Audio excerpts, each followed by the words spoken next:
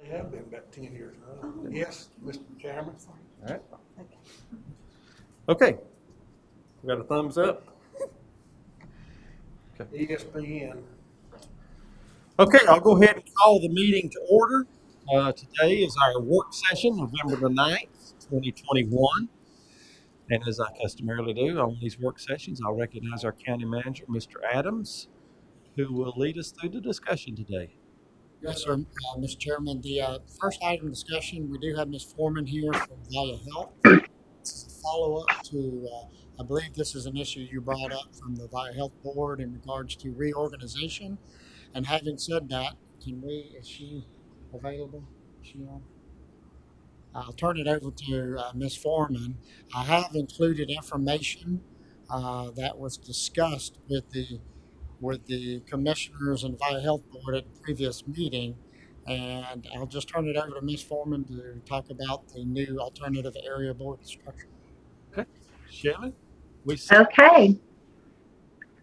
Well, thank you so much for letting me join via Zoom. Today is our mandatory yearly corporate compliance meeting, and then I have a meeting with our DSS partners in just a bit.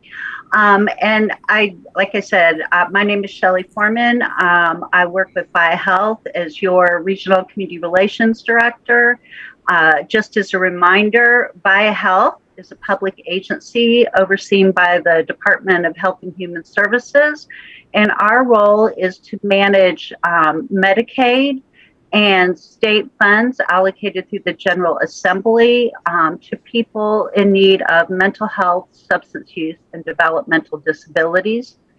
We do that through contracting with a variety of providers in Jackson County, specifically in the far west. Meridian Behavioral Health and Appalachian Community Services are two of our largest comprehensive providers, although we have many more. And I want to also start by thanking Chairman McMahon. He is a dedicated member of the Via Health County Commissioner Advisory Board, and I really appreciate his work not only with that advisory board, but in bringing you back information so that you as a full board of commissioners can hear about the work of Via in between my coming to make presentations. So as you may know, over, I guess, the summer, Via Health was approached by another local management entity, managed care organization. Don't ask me why, but we are still known as LME MCOs, and that's a mouthful. Cardinal Innovations is an organization like Via that has served mostly the parts of the west and eastern part of the state. And they were facing many challenges as an organization and had some of their counties disengaging, going to work with other organizations like Via and Cardinal. And they approached us about consolidating with the remaining counties in the Cardinal area.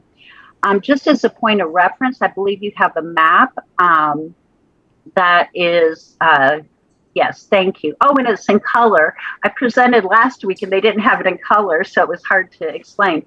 So this is a current map of the counties served by each of the organizations like Via. Of course, Via has the beautiful blue, and you will see just by the map that we have our 22 counties. And then the blue counties sort of spotted throughout are the new 9 counties coming to Via through the Cardinal consolidation, which will take place January 1st. So that just sort of gives you the idea. So one of the issues that emerged as we were having conversations, you can go on, Don, that emerged is that obviously Via was very large as 22 counties. Adding 9 counties makes us much larger. And as you can see, very geographically dispersed with, from the farthest west to very eastern counties. Under the North Carolina general statutes, LME MCOs have a designated way of appointing board members. It's a 21-member board with specific categories outlined for membership. So we also, the legislation allows for any LME MCO that expands and adds more counties, they can approach the Secretary of the Department of Health and Human Services to develop an alternative structure. So one of the things that might be important to note is why VIA felt like it was important to include these 9 additional counties, seeing that they are a pretty good distance away, especially if you're thinking of Jackson County in the far west. Well, as you know, VIA Health was awarded the tailored plan. And so what that means is as of July 1st of next year, VIA Health will be managing a smaller number of members. We will be managing folks who have serious and persistent mental illness, substance use disorders, developmental disabilities. And instead of just being responsible for their behavioral health care, we will also be responsible for managing their primary health care, pharmacy needs. So it behooves us to have more counties and more members in our public managed care plan. So that's just a little bit of the reason why. So as we approached the consolidation, our board of directors, along with our county commissioner advisory board and our consumer and family advisory board, really began thinking about how we could develop a structure that would be responsive to our regions and to the counties we serve, knowing that there might be very different needs across 31 counties and across half of the state of North Carolina. So what our board proposed and what our county commissioner advisory board approved, of which Chairman McMahon is a member, is to look at a structure of creating regional boards. Now, I'm very happy to say that Region A, Region 1, our 7 western counties, is an independent region. So our 7 counties would be designated as one regional advisory board. And then you can see regions 2, 3, and 4 would be divided across both the current VIA counties as well as the counties coming on board with the Cardinal consolidation January 1st, which would be Rowan, Stokes, Alamance, Caswell, Chatham, Person, Franklin, Granville, and Vance. So you can also see by this is that even though Region 1 has a much smaller number of people based on population, it is a very large region geographically. So these are the 4 proposed boards, advisory board regions that have now been approved. So why are we doing these regional advisory boards? And that's to create this alternative board structure. So currently we have, as you can see, our board of directors, our Consumer and Family Advisory Council, which is made up of individuals with lived experience for their family members. And then we did have, if you would have seen over to the left, the County Commissioner Advisory Board. They voted, our 22-member County Commissioner Advisory Board voted several weeks ago and then was approved again with the additional 9 counties, that instead of just having one very large County Commissioner Advisory Board, we would have 4 distinct, based on those regions, regional advisory boards. So what is different with these regional advisory boards? The one difference is that they would have one designated county commissioner member, similar to the County Commissioner Advisory Board. We want to still have one designated county commissioner advisory board member, but each board of commissioners would also have the ability to appoint a second person. So basically, you as a Jackson County Board of Commissioners would be able to appoint one of this group of people. So for your second appointment, you could choose to appoint a second commissioner. You could choose to appoint your county manager, or you could choose to appoint one of these following public agency directors. So DSS director, health director. We don't have a health and human services director in Jackson, but that would be one designee, or a sheriff. So you have now the ability between now and we're hoping by your December meeting to appoint that, one, reappoint your current county commissioner advisory board member, which now is Chairman McMahon, and then a second person who again could be another commissioner, county manager, DSS director, public health director, or sheriff.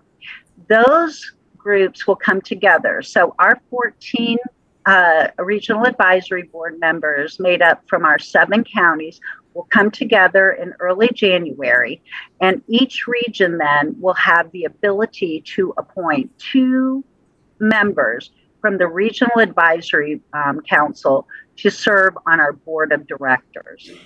Thanks, Don. So the proposed composition for the consolidated board of directors will be 2 directors, again, appointed by each regional board, 4 directors appointed by our Consumer and Family Advisory Committee, and those people currently serve on our board. That would be 1 person with mental health experiences, 1 person with substance use experiences, 1 person with a developmental disability, 1 person with traumatic brain injury and or their family members.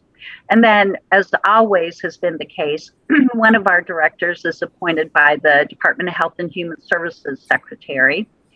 Currently, that is Paige Lamel, who's a previous commissioner in Pennsylvania County. And then we'll have up to 8 at-large slots for directors, and they will be appointed by the current VIA board in consultation with the Cardinal board that is going out of existence, our current CAB members, County Commissioner Advisory Boards, and counties. And so those 8 at-large will be appointed after the regional advisory boards make their appointment. As is existing now, the Provider Advisory Council serves as a non-voting director. And this is something we've added, the ability to appoint up to 3 non-voting members. And that would be for people, for instance, that may have incredible experience, expertise, knowledge in our system. You know, think about if a Dave Richard retires, or, you know, if there's a person that we've worked with at the state level who no longer has a conflict of interest, but may be able to advise us on our continued work. So that's the proposed composition. And then the next slide sort of shows you, I think, the timeline. So we had this approved through both our board of directors and our county commissioner advisory board in October, coming to you in November to talk to you about this, to let you know about the appointments that each county is to make for our 7-county region. In December, by December, actually I've had several counties already make appointments, but in December, we would like to have the name of your county commissioner member, and then your second member, whoever you decide to appoint. And then in January, we hope to get our regional advisory group together. I will be the staff person for that and working with you to get that group started. We will have administrative support for someone with meeting minutes and that type of thing. So we're hoping to get our regional advisory councils getting kicked off in January. So that's why I wanted to come to you today. And then I know Commissioner McMahon or Chairman McMahon has already talked to you a little bit, you know, about this process. So you could be considering who you'd like those appointments to be, especially with that second position, so that we can be ready to get started in January. The last thing I'll say is I know in talking with many of my commissioner members in the West and county managers, this is really an exciting opportunity. by being a smaller regional group, we'll really be able to not only provide information that you need around what BioHealth is doing, but really then look at what are some of the opportunities and challenges we have with the system in our Western counties and things that we can work on together to improve both services and supports for people, or to work together as a 7-county region to explore opportunities. So with that, I'll stop.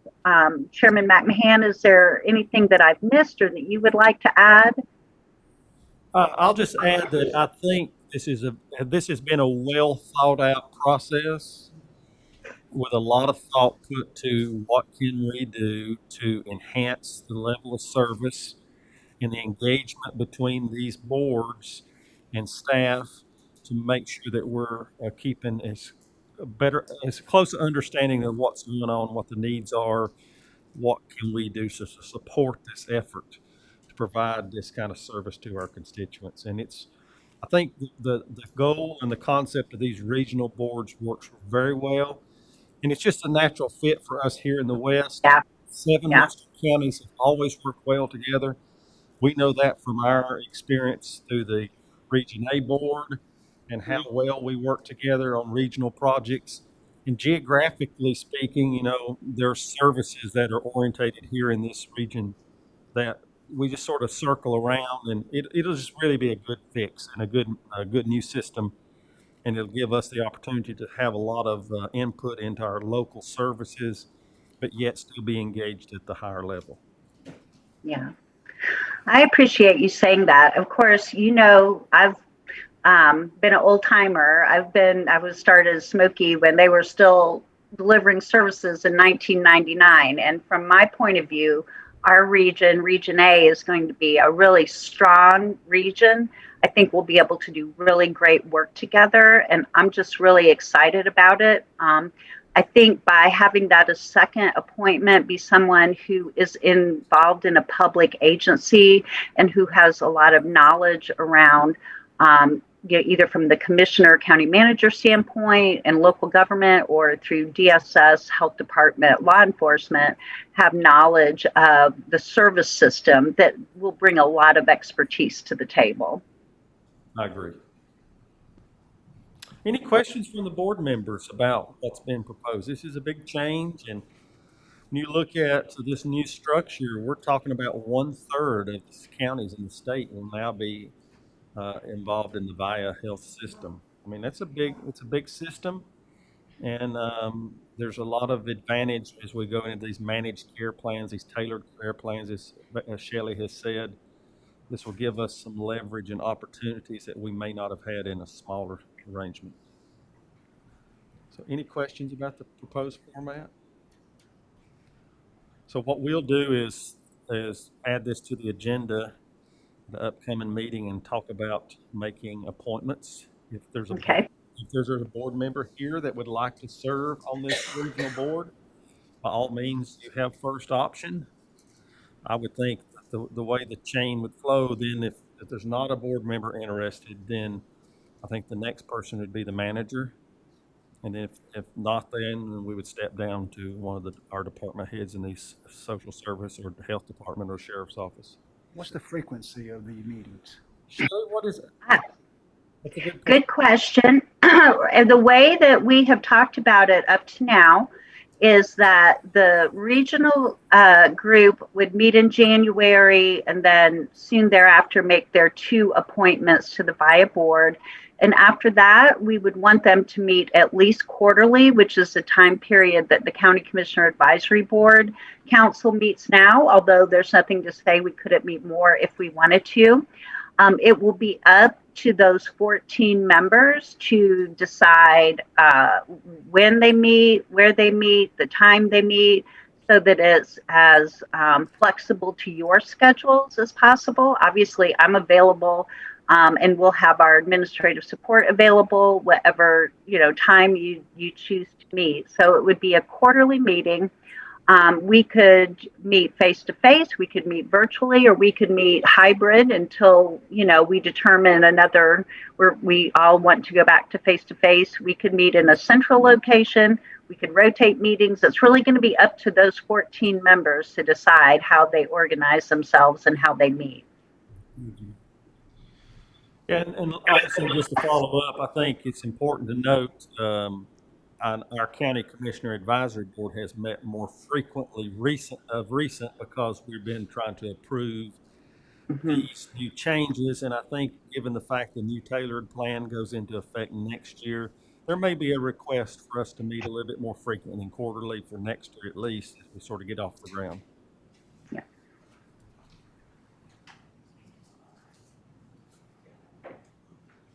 Any other questions? Okay, we'll be thinking about that. And Shelley, we thank you. You are such a valuable resource for us. And I know when I came on the board back in 2002, you were one of the first faces that I met back when Smokey was here in the West. Yeah. And we really appreciate all the work and that you put into helping to meet the needs of those in our community with mental health issues. Yes. Well, thank you so much. I couldn't have a better job. So I appreciate working with all of you. And I will check in with you for your next meeting just to see who you decide to appoint. So thank you so much. Ready? Yep. Okay. Next item we do have Ms. Henry here, our Economic Development Director, and just a little bit of previous information.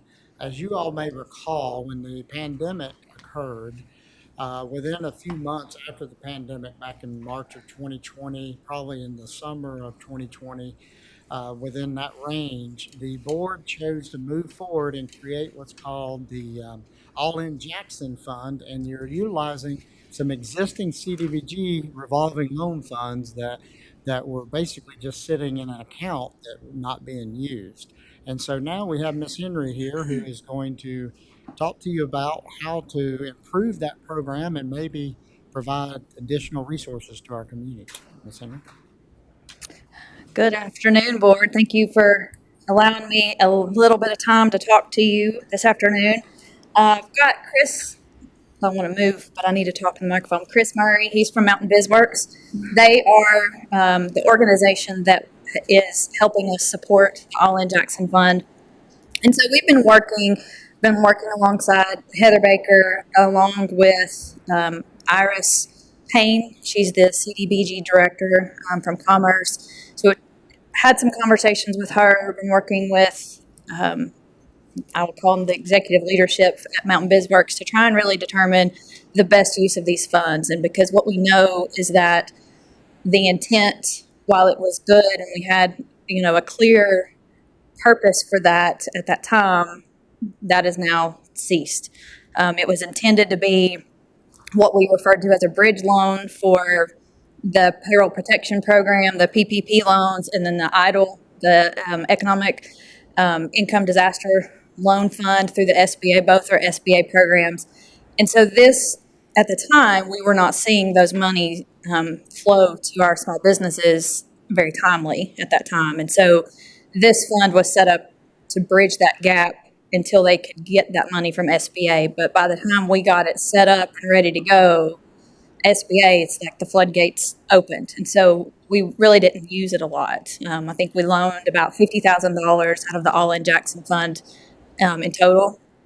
And so that's one of my missions, was to really look at our revolving loan fund as a whole, as well as the All-In Jackson, to really determine the best way for us to be able to utilize that. And that was one of the conversations that I had with Ms. Payne at Commerce, is this program, the CDBG, the restrictions that we've had on it for so long really isn't working for Jackson County and the businesses that we have here. It's really initially designed for our more industrial manufacturers, big businesses, and we actually don't have a lot of those, nor do we have as much opportunity for that. So that's why this fund hasn't really been utilized to its potential. And so that's something that, in my former role as a small business center director, was kind of a pain point, because we have this fund that sits here that's not really being utilized to what I felt like was its potential. So we worked really hard to identify within the guidelines, what we felt like was acceptable for the All-In Jackson. And so what we have decided, with your permission and your approval, but what you have in front of you is an agreement. And really, we didn't change anything to the agreement because that agreement had expired. So now this is would be a new agreement for a period of 5 years. What's really changed in this one is the scope of work. And, we look at our small business economy. That's really the backbone of Jackson County's economy. It's not necessarily our large, mega business. It's our small businesses. And so we know that businesses, they, oftentimes I'll say, don't fail to reach their potential because of a bad business plan or a bad business idea. Oftentimes it's collateral or cash flow.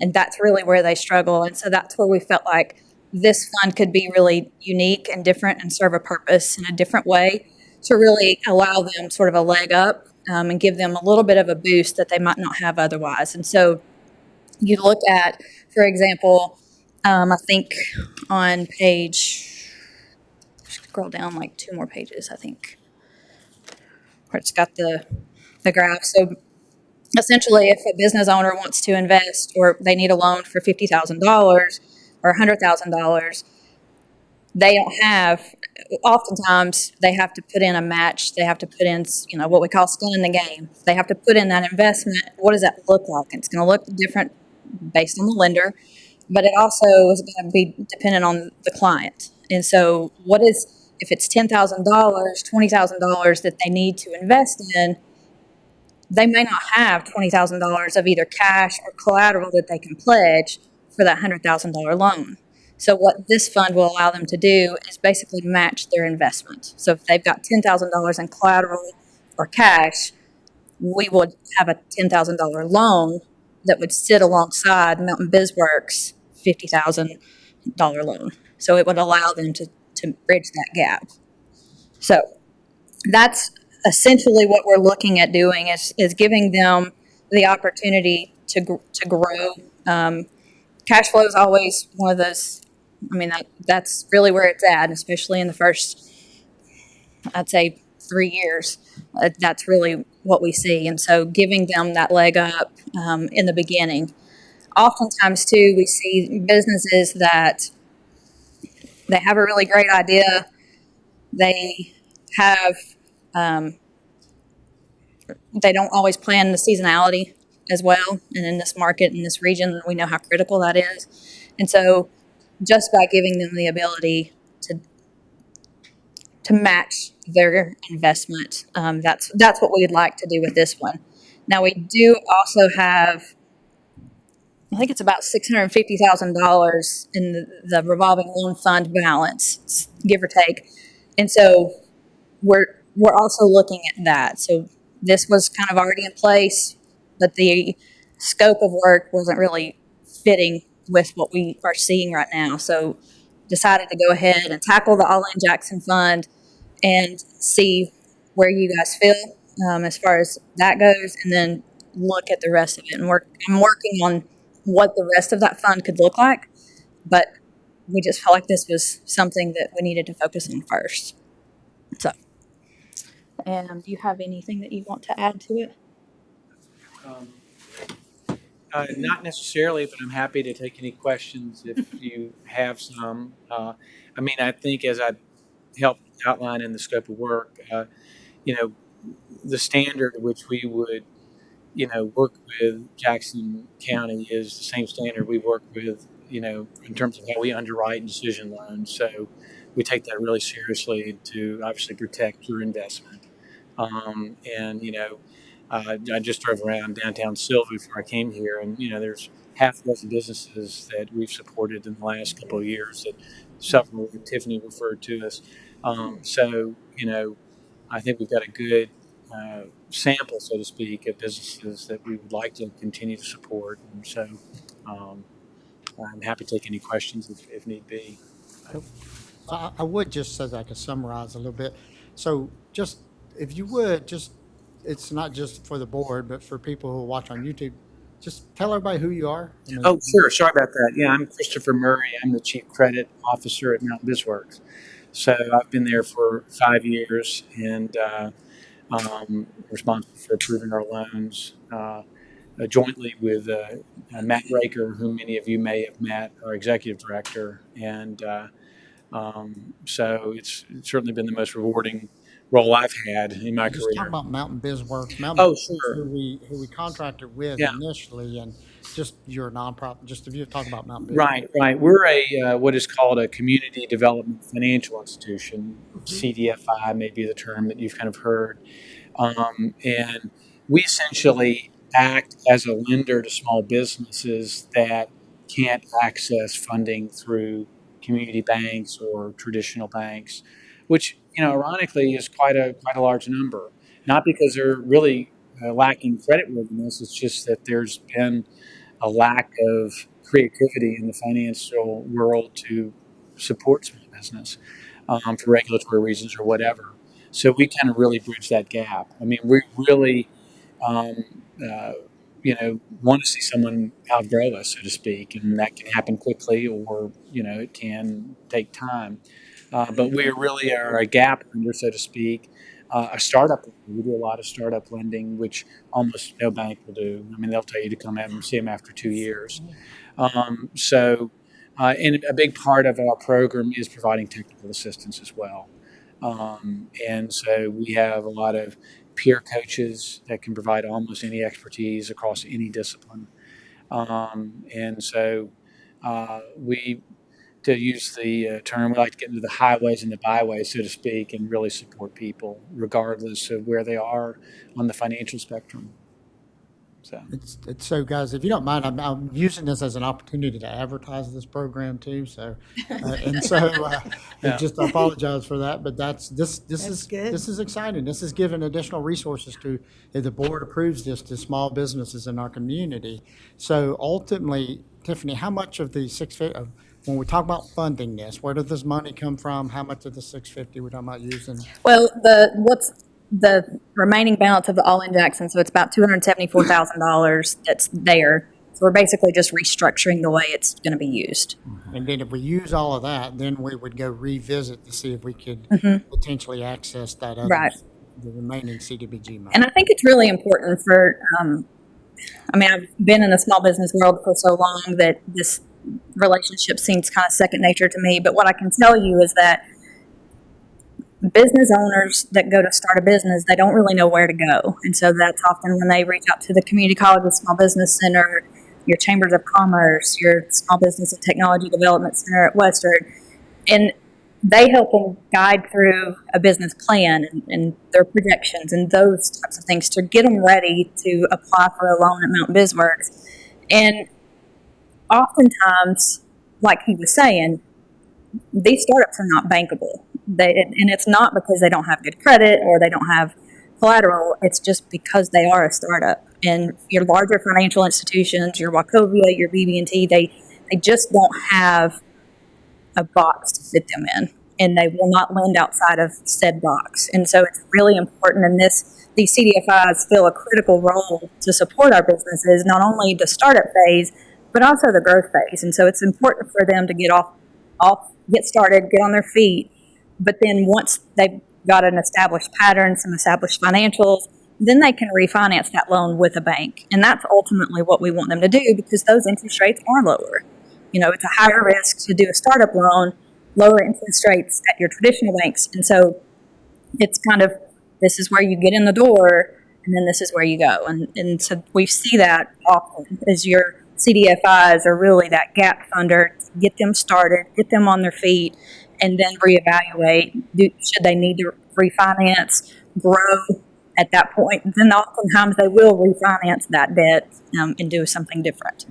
The MBW's account balance, you said, was around 270? 274, I think.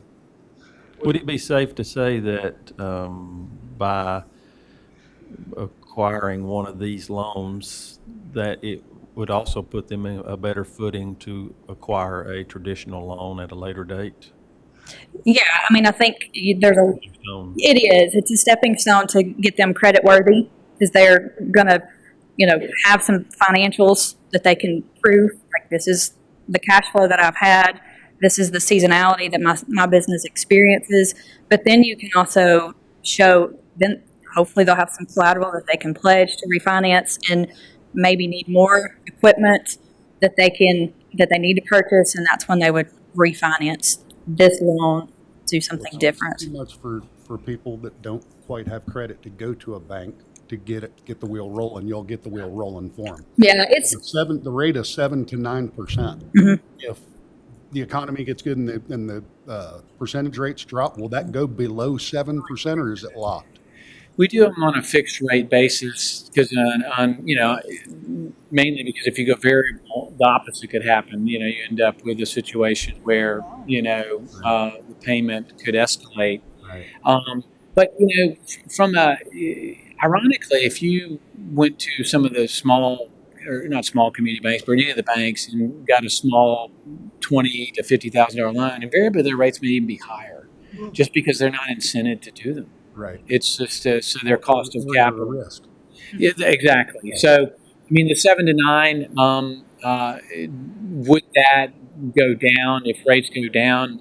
We hope the rates don't go down because that would be maybe an economic indicator that at this stage wouldn't be too favorable. But Right.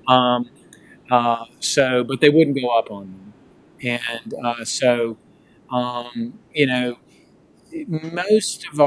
we've got a good track record, almost too good of a track record of getting prepaid in advance. So I would expect that if it's a startup business and they've got demonstrable cash flow, that if they need to go to BB&T right down here or whoever they bank with, they would be in a pretty strong position to refinance our debt. There's no pressure to do that. We have a lot of people that come back to us just because they trust us and they know the process. But if one of the things we're good at is if they can get a better deal at a bank, we're going to advise them to do that and direct them to do that. So, yeah. Are any of our other peer jurisdictions have a similar loan? We are in early stages with another county, Rutherford County. I guess I can say that. I don't know that that's going to materialize. Matt Raker he and I took a call. So we kind of talked conceptually with them about this. I don't know if they've got funds set aside yet. But we've had disaster fund relationships with other county, Macon, Haywood, even Madison. But a lot of them actually are similar in terms of utilization. I think so much of the SBA funding was there that, the interest rate was even lower than what was offered, and the terms are kind of absurdly good in the sense that someone can take 30 years to repay it.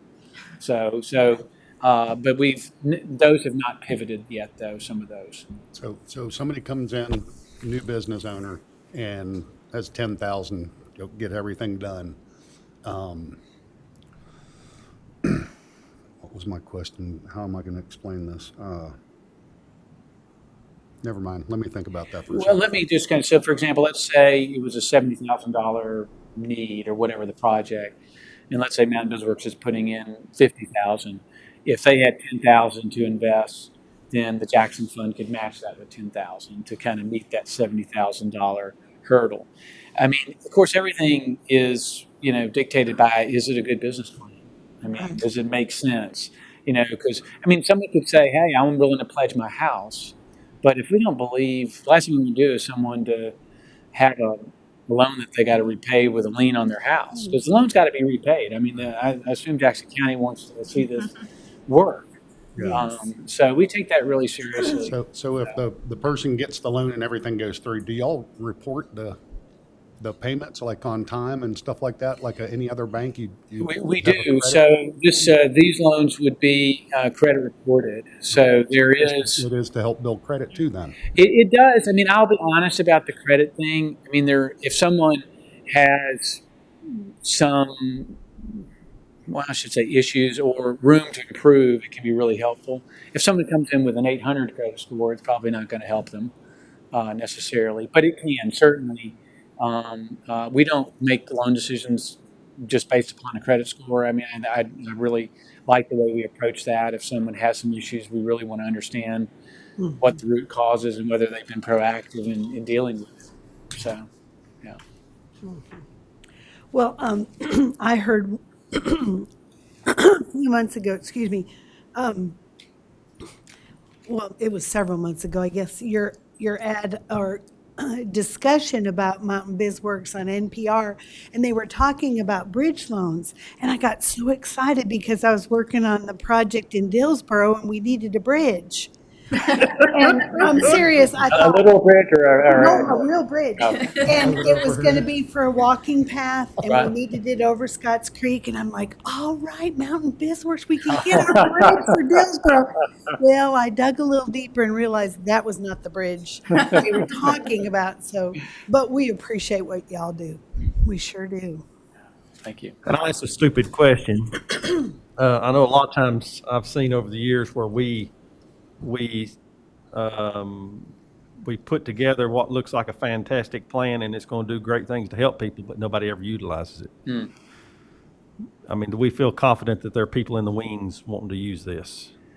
Yeah, I mean, we've actually, and I know Tiffany has met her, we've hired a Southwestern regional manager to really focus on business development. Obviously, Jackson County being one of the counties that, and I think Christine is actually watching virtually through the YouTube channel. So we are hungry to support small business. So if you have someone you want me to talk to or Mountain Visitor to talk to, we will be in touch and be proactive. So, I was talking to Heather earlier. We've there are half a dozen businesses that I just saw today before I came here in Silva, but I was like, I really would like to see us have more loans up toward cashiers or, throughout the county. So I think there's some real opportunity for us to broaden our footprint, so to speak. Great. We've got the resources and the capacity to deploy that aggressively, and I'd love for us to be back in early 2022 or sometime in 2022 to say, hey, we've used all these funds and ready for the next Great, yeah. next show. So that's certainly our attitude toward it. We really want to deploy it, and I think this structure, it gives us some creativity and capacity to do it, and maybe in a unique way. Okay. Other questions? Well, we thank y'all. Thank you. Thank you so much. So, Mr. Adams, is this something you'd want to put on the agenda to approve next meeting? Yes, sir. The information in the packets is we're looking to basically update the proposed agreement that's in your packets and for the board to approve. Okay. Well, hearing no objections, and we'll go ahead and place that on the agenda. Okay, thank you. Thank you. I just wish it was a bridge loan. I got so excited. I said, I was so excited when they said it was a bridge loan. I thought, great, we'll get a bridge. The one over Scotts Creek from the Appalachian Women's Museum. Okay, we do have Miss Ash here, your tax administrator, and she's got a couple of items. One is, if you recall, the discussion about the Jackson-Macon County boundary line, and then also discussing that she's gone out request for proposals for new tax software. This is something that was budgeted in this year's budget, and she wishes to proceed forward with that conversation. Okay. Welcome. Can you help me real quick, Mr. Adams? Sure. Just so you guys can get an idea how much we're talking about here.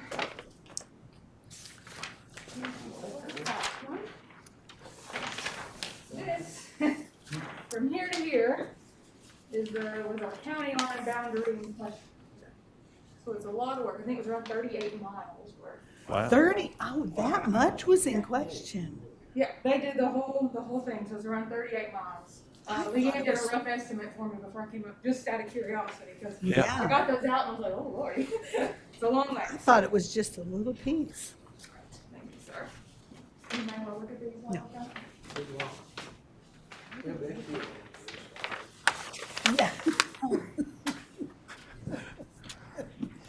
You want me to take? All right, good afternoon. So I think this is a follow-up to maybe a meeting I think we had in May. I kind of summed up a little bit more what we had so we wouldn't hit everything, but just so we know where we're at. Well, don't like it.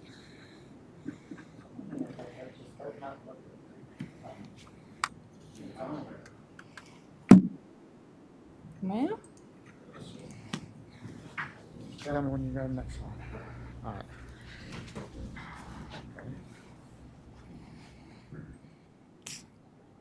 all right. Yep. So you got it going just that easy. I'll have to experiment it when we're not done. All right, so to get started with, the boundary line we had currently was not really well defined. It basically just ran with the description said run with the top of the ridge. And we had been using recorded surveys and United States Forest Service quad maps kind of determine where that line was for taxation purposes. So in July of 2013, Macon County decided they wanted to have the geodetic survey come in and survey that line. And they passed a resolution, and then they went ahead and provided that resolution to us, which we in turn passed a resolution similar to that in August of 2013. So it's opened it up for them to come in. In 2014, Bobby McMahon had done a presentation.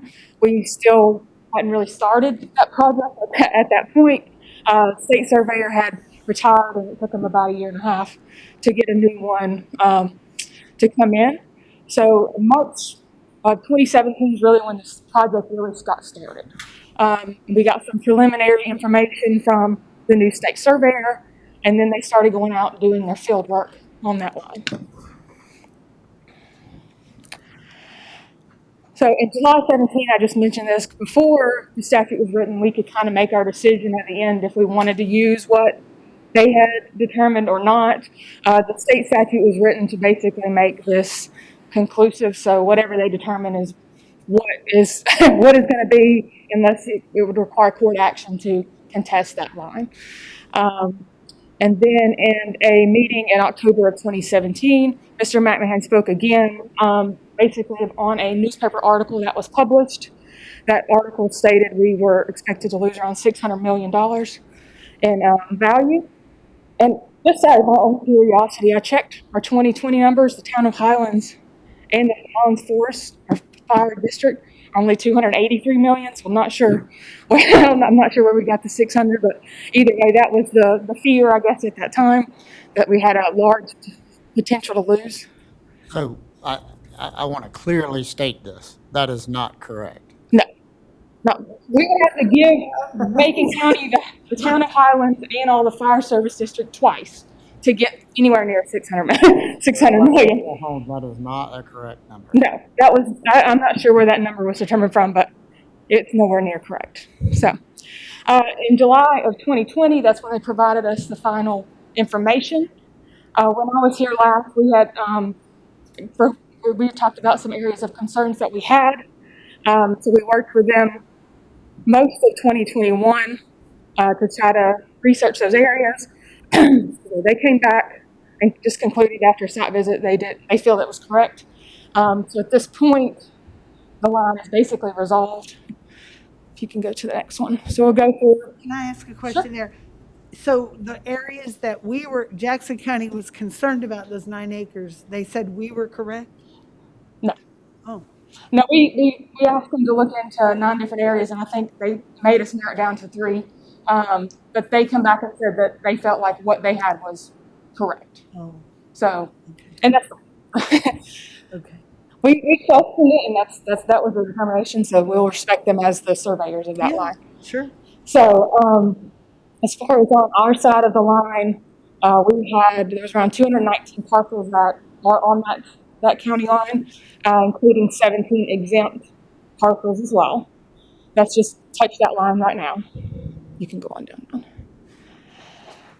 And these These are all really still rough estimates until we can really get down into actually going through and remapping them. This is the best that Leanne, our land record supervisor, could do. So these are going to be estimates, and they're subject to change, but we don't expect them to change in a drastic portion. So these are basically our reference estimates. So based on that, we look like we could lose 83 parcels. We'll lose acreage. Of that is around 68.8 acres. 21 of those is coming from one parcel, so one large chunk is coming out of one parcel. And then we expect 38 to gain acreage, which is 12.71 acres. And we do have 18 new parcels that will be adding, completely new parcels. And those will range from 0.04 to 1.33. And that adds up to about 6 acres of that, the 12.71 that we're gaining. So we're going to be adding 18 completely new parcels that never existed before for land portion. And then of the homes, we have 5 homes that we currently are taxing and 2 garages that will be going to Macon County. And then we will be getting a home from Macon County. And then we have 18 homes that were split in between those. And the law says that there used to be some sort of, I guess, understanding that if you had the master bedroom, then you got the home. But now they say that you're supposed to tax everything that's in your taxing district. So if we have 40% of that home in our county, we're going to be taxing 40%, and Macon County is going to be taxing 60%. Just like if we had an acre and they had an acre, it would be split that same way. So the homes will be split that same way in the future as well. So there's 18 of those. We did find one that's not taxed by either, so we're going out to pick that one up and fixing that problem. And then 8 of those are currently taxed by us at whole, and 9 are taxed by Macon. So there'll be some changes there. So, excuse me, so now they'll have to pay part in Jackson and part in Macon? Yes. Yeah, and there was only, and I put a note there, only 3 of those in one of the garages are not currently already receiving a bill from both. Oh. Because they had split land already. I see. So it's going to be, there will be 3 that have never experienced getting a bill from both, but the majority of those people have already been getting bills from both counties already. It's just their bill's going to change. Because now they'll be getting an added portion of a building instead of just land. And then 4 of those homeowners do have local mailing addresses. So these will be for current residents of Jackson and Macon County that will be affected. So in those situations where the home itself is split by the county line, I guess if 51% of the home, 50 plus 1, 51% is in Jackson, then that person, if they reside there, could claim Jackson County residency? I would think so, yeah. Yeah. I hadn't thought about that, but yeah, I would think so, yeah. Because, I mean, that's what's going to determine where they live. Well, let me ask you this. That gets real complicated on how 911 addresses are done. So you could have, depending on if it's based on where the driveway is, I'm sure you're familiar with this. I've seen driveways start in a county, but the house end up in another county. And so what I'm saying is that the driveway could start in, say, Macon County, go up, the house could be split, and 51% of the house be in Jackson County.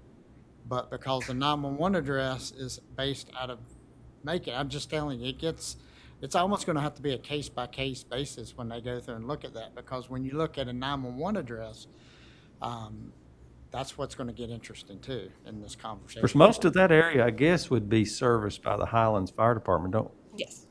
So it really is going to be irrelevant about who would respond. Yeah, the majority of those were in Highlands. I don't think there was any outside of Highlands that weren't. So it would all be a Highlands fire tax. And then we do give money to them to support our, anyway, okay. I guess my whole point of that is I would be cautious on definitive answers either way until they get split and then they go through all the process of the post office, if they're getting mail delivered, how they're, there's a lot of variables in answering that question of how you establish residency. And I would caution any Yeah. definitive answer to a constituent until they go through the process on that. And we'll get with the NCGS and make sure we're doing everything, because they're the ones that will tell you that's the way you're supposed to tax whatever you have in your county. So we can get with them and determine some further information on residency, because that could become a big concern if you're. Still, voter status. Yeah, I mean, where do you vote? Exactly. Yeah, I was thinking that. I wondered, yeah. They could vote in both. No. Vote in both. I don't think they want to do that. You can go ahead, Don. All right, so this is the value estimate that we can come up with best for our abilities right now. And that is us with a loss of $3.7 million in land and around $735,000 in building value, and that's taken in consideration those portions of buildings that we're going to be gaining. So it's around $4.4 million, around $16,000 in tax value loss. And that's based on what we can currently determine would be. And then as far as future actions, we do have a resolution which we can show you in just a minute that we would like to ask for your approval on in December 7th meeting. It's a joint resolution between us and Macon County. They're expected to vote for theirs on December 14th. And then once that's done, the NCGS will need our minutes, approved minutes before, and they'll put that on the survey that they record.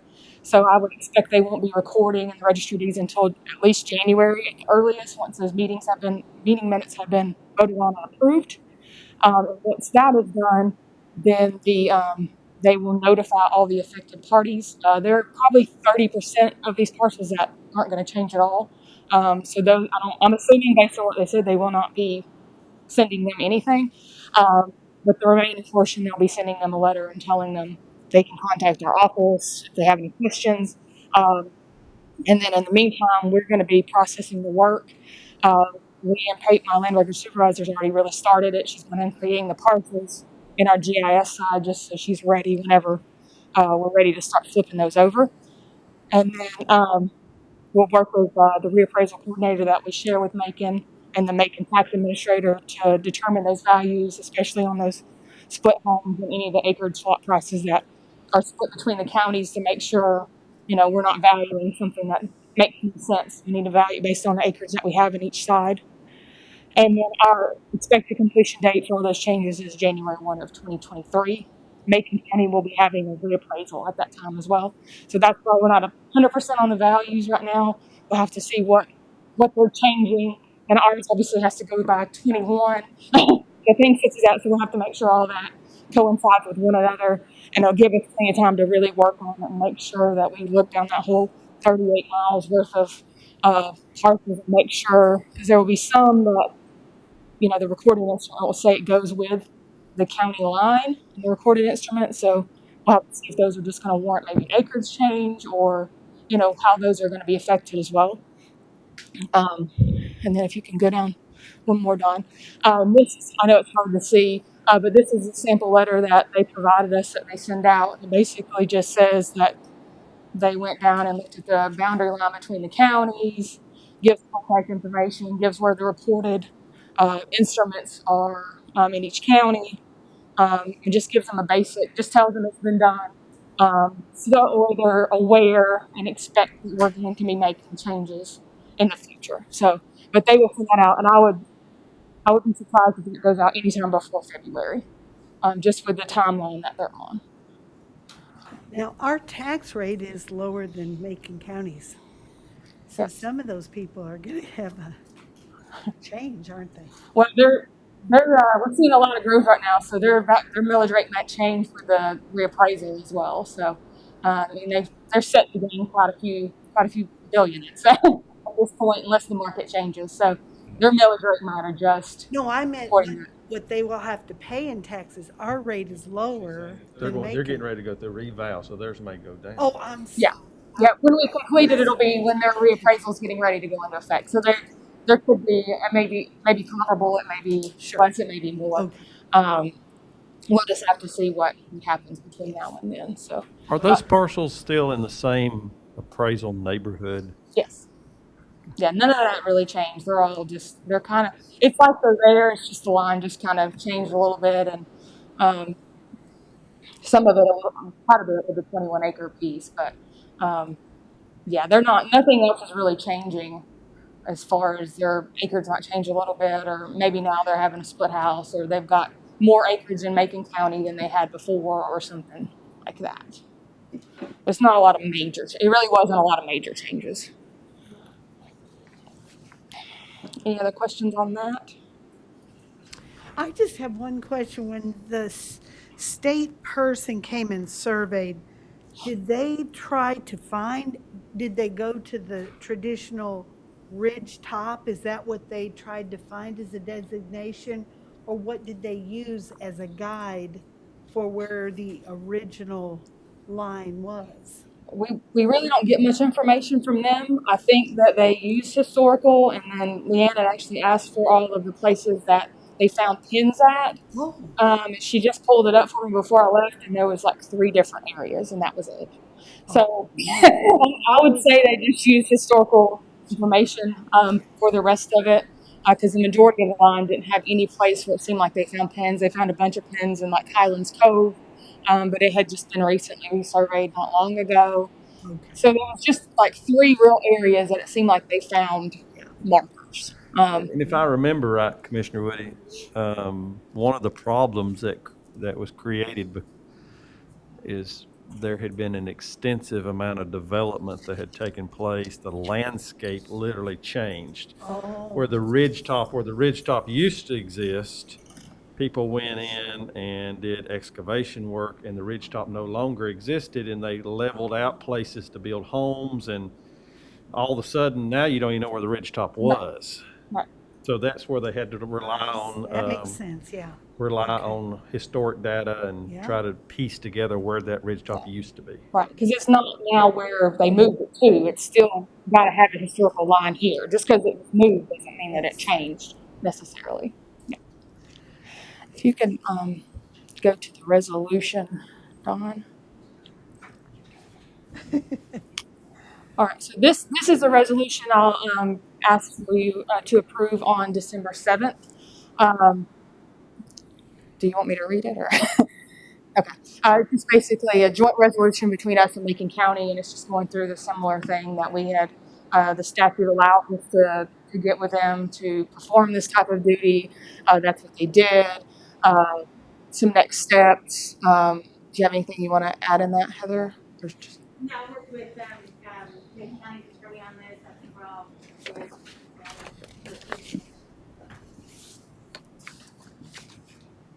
Any questions from the board members about this process? It's quickly coming There to. could be civil suits, correct? I mean, there always could be, but this has been done in such a way that it's unlikely. I mean, I think if people have concerns, they'll call and talk to the offices.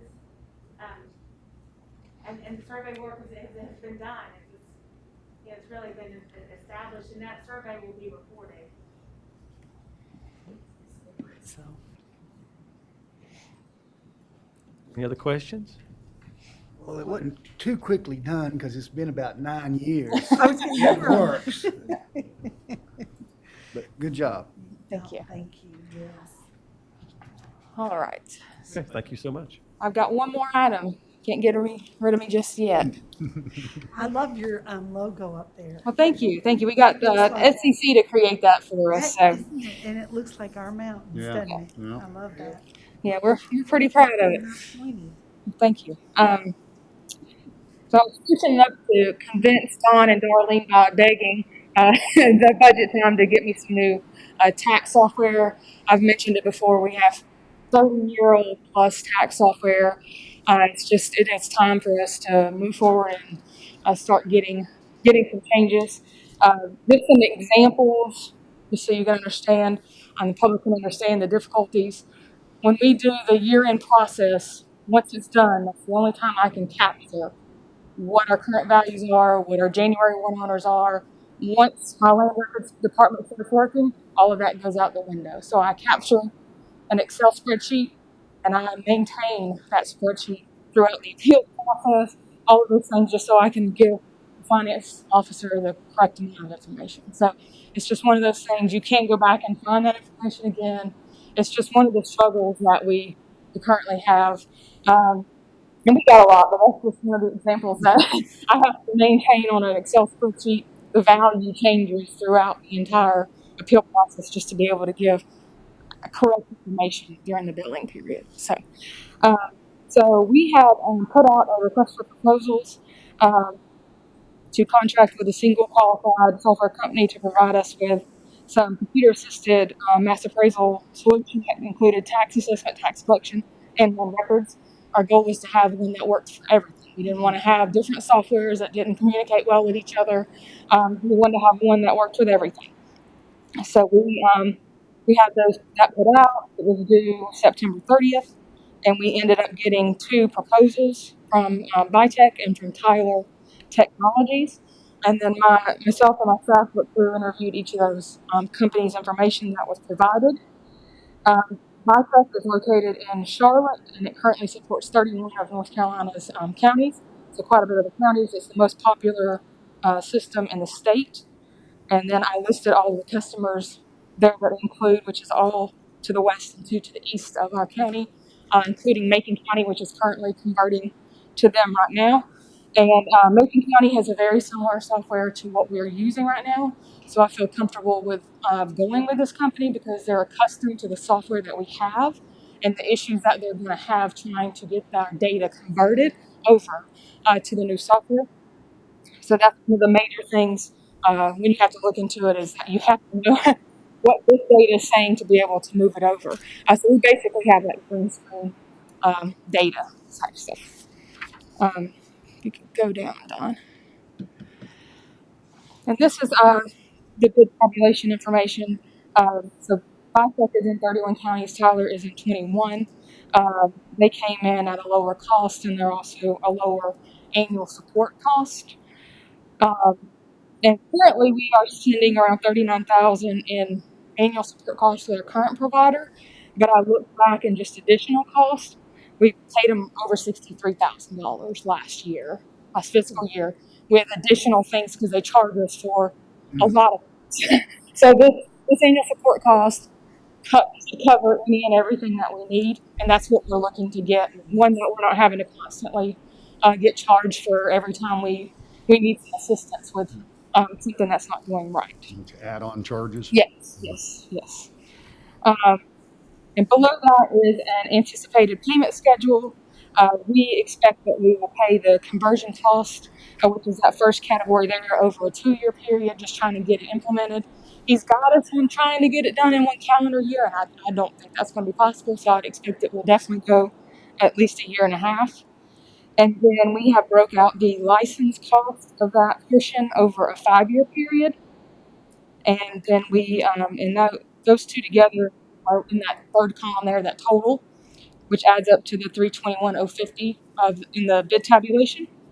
And then we expect to start paying annual support in 22-23. We will not expect to pay it this current fiscal year because we're not even started yet. So they won't start charging us that until that following fiscal year. And then we've summed up just there for that 5-year period, just some of the costs that we're going to have that come along with that. And like Mr. Adams said at the beginning, this has already been budgeted. So you guys had already, luckily for me, approved this request during this fiscal year. So this has just already been budgeted for this year for that portion. If you scroll down one more. And then this is just a list of all of my staff members that assisted, and then the reappraisal coordinator that we share in reviewing this in the process of reviewing. And then, as it states there, I'll just be coming back on December 7th with the finalized contract to seek your approval for that software contract. And I'll be happy to answer. From a user, I know you're talking about a change from the staff perspective on Yes. how you can do business and interact in your office, run reports and so forth. Right. From a customer, someone out as a citizen, my access to this information online, will those formats change? No. Now, as far as our online mapping software, that won't change anything there. It'll all look the same. It'll be mapped the same. You'll have the same information available that you do now. We could probably, with this company, provide more updated information. Our information is updated as far as the lines and the ownership in one of the portions, but we don't update the property record cards that often.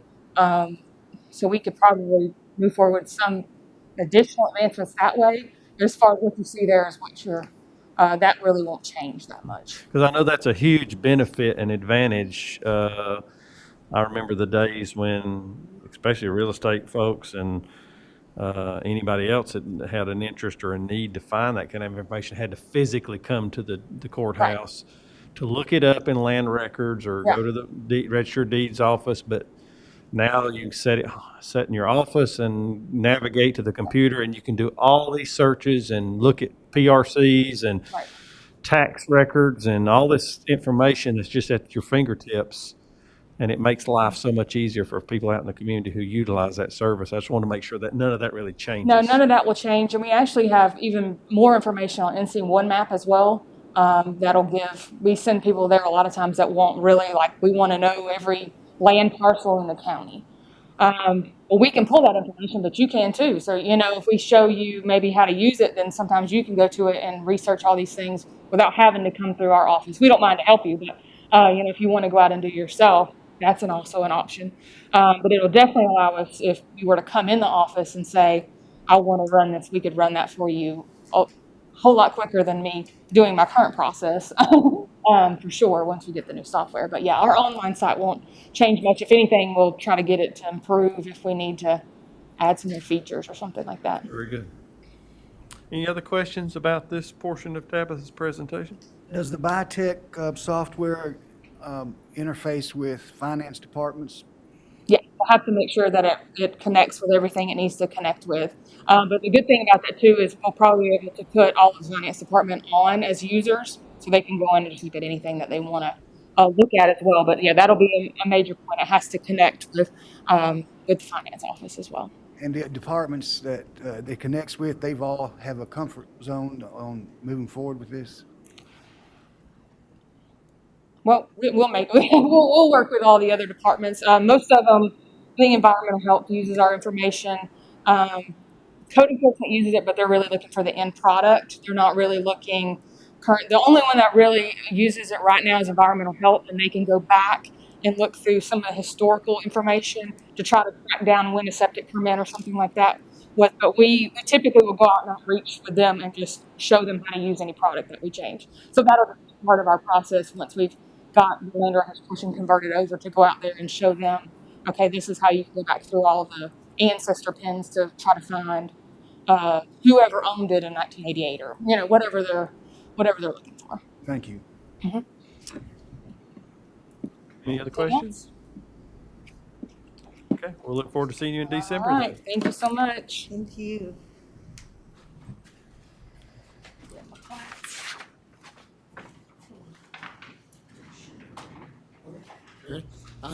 So I'd ask Ms. Breedlove and Ms. Fox to just provide us a quick update. As the board is aware, we have proceeded forward with Evergreen Solutions to begin conducting a salary survey, a pay plan study for Jackson County, and just wanted to give the board an update in that process. Okay. Okay, so we've completed several things, and there's several things in progress right now. We've completed the internal outreach. That component of the study's been completed. They surveyed employees, conducted interviews with department heads. The department heads reviewed the job assessment tools the employees completed, and if they had any management issues to discuss with Evergreen, they used the management information issues tool. And Evergreen initiated the salary survey. Markets for targets were identified, and the salary survey was recently completed on 11/3, with 13 of the 22 identified targets responding, which is 60%. There may be some that may trickle in the next week or so, we're hoping. And next week, Evergreen should be able to provide us JAT scores classification and a projected classification plan for our review. And then the market summary, preliminary salary survey results in the near future, and market summary draft during the first week of December is due. So that's what's been completed thus far and is in progress right now. So a couple of things to note with the board, and Darlene and I was talking about this. So, I was really wanting to be in a position to come to the board in a couple of meetings in December. Unfortunately, where we're at right now, we're going to be studying the pay plan structure itself. So just as you know, we have a pay plan that basically ranks grades wise all of our positions. And so ultimately, when we start talking about that, we're going to get data in regards to the ranking side of that, but we're not actually going to get that market data until, when was that, first week of December? Right. So it's really going to be, unfortunately, we run into Christmas in that month. So if we get the data, market data in the first week of December, it's going to be really tough to be in a position to have a full conversation with the board with recommendations in December. So we might be able to get some information in front of you in December, but it could lead us into January, the first 2 weeks of January, to be to a point of making recommendations and you to a point of making decisions. So unfortunately, that's just, it is where we're at, and I can't, I'm wanting them, they've got the majority of their market in. There's a couple places that I do want to follow up and maybe try to get assistance. I want to make sure we get all the market data. I think we've gotten something like almost 11 counties now, or 11. 13. I'm sorry? 13. 13 in now. Mhm. And so, but there's some things local that we're wanting to make sure that we're able to capture too. And so I think it'll be tough. We might be in a position to start having some conversations with the board, but unfortunately, I believe it's going to put you in the month of January before you're in a position to make a decision. Just a reminder, the board did put aside funds, capacity to move forward with salary adjustments. So. And obviously, I would think a key component to this market research is, more importantly, what is happening in our neighboring jurisdictions. That is our biggest competitors. Yes. And I know some of those have recently gone through these similar studies, and some of them may be in this process right now as well. So I would hope that we will have all that information to take into consideration as we make these decisions. We will. And that might be worth delaying if we have to. We will have. Already had it. Sorry. Say our employees already have the information. In other counties, they must, because I've been Your confronted. things off there too. I've been confronted with it, not confronted, it's not the word, but questioned about how many $1 million of raise they've got in this county and that county, and when are we getting our raise? Yeah. So the short answer is yes, we have that information. And we are providing that information to Evergreen Foundation to be part of this conversation. We've already provided. Okay, well, that's important to. Have the information. Good, thank you. And it'll take us a while to review all the information that they're going to get back to us. Sure. So that's why, even though we're getting it in December, we got to have time to go through all the data and help look and justify. That's why I just think it's going to be in January before you're really in a position to make a decision. So. And we'll have to give probably several different options.